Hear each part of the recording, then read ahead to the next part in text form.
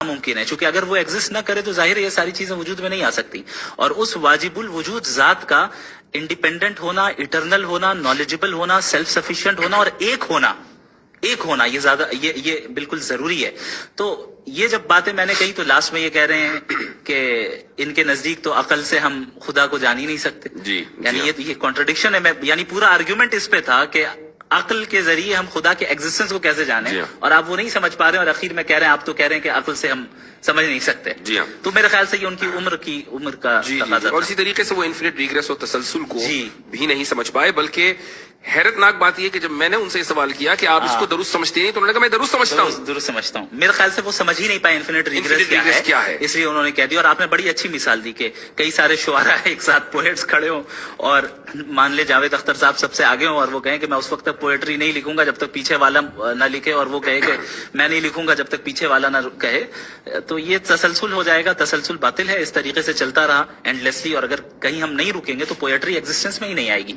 यानी पोएट्री अगर एग्जिस्टेंस में आई, इसका मतलब कोई एक ऐसा पोएट है जो अपने पीछे वाले पे डिपेंड नहीं करता है, वो इंडिपेंडेंट है। बिल्कुल इसी तरीके से अगर इस यूनिवर्स के जो कॉजेज हैं, अगर ये इन्फिनिट रिग्रेस ऑफ कॉजेज होता तो हम और आप यहाँ पे आज मौजूद ही नहीं होते, पॉडकास्ट ही नहीं कर रहे होते। हम यहाँ मौजूद है, इसका मतलब कोई एक इंडिपेंडेंट जात है जो किसी और के ऊपर डिपेंडेंट नहीं है, उसने अपने विल से जो है डिसीजन लिया है। इल्म कलाम के तलबा की आसानी के लिए कह दूं कि अगर इल्लत उला न हो तो मालूल अखीर नहीं हो सकता।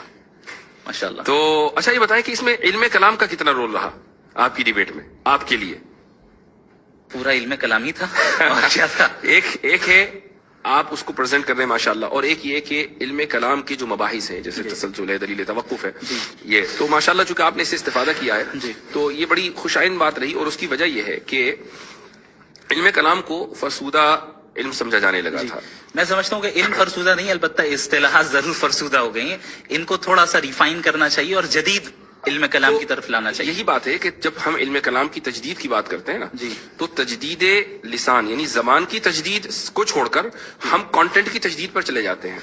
हाँ, ये एक प्रॉब्लम है। तो लोग यही नहीं समझते कि इल्म कलाम की तजदीद का क्या मतलब है। जी, यानी मैं इस बात से मुत्तफिक हूँ कि आज की आपकी जो डिबेट कामयाब रही है वो इसलिए कि जो टर्मिनोलॉजीज दकीक मबाहिस इल्म कलाम के अंदर पाए जाते हैं अरबी में, आपने उनको इंग्लिश के कालब में ढालकर लोगों के सामने पेश किया और लोगों को समझ में आ गया। अगर आप तसलसल और दौर और दलील तवक्कुफ और ये सब कह रहे होते और मालूल अखीर और इल्लत उला, तो या तो मैं समझ रहा होता या आप समझ रहे होते। सही बात है। और अल्लाह ताला आपको जज़ाए खैर अता फरमाए, इसमें आपका बहुत बड़ा रोल है। आपसे ही सीखा है। बारकल्लाह फीकुम। अच्छा, एक सवाल जो बहुत अहम है वो है अल्लाह ताला की इंटरफेरेंस और दुआ। इसके ताल्लुक से आप क्या कहेंगे?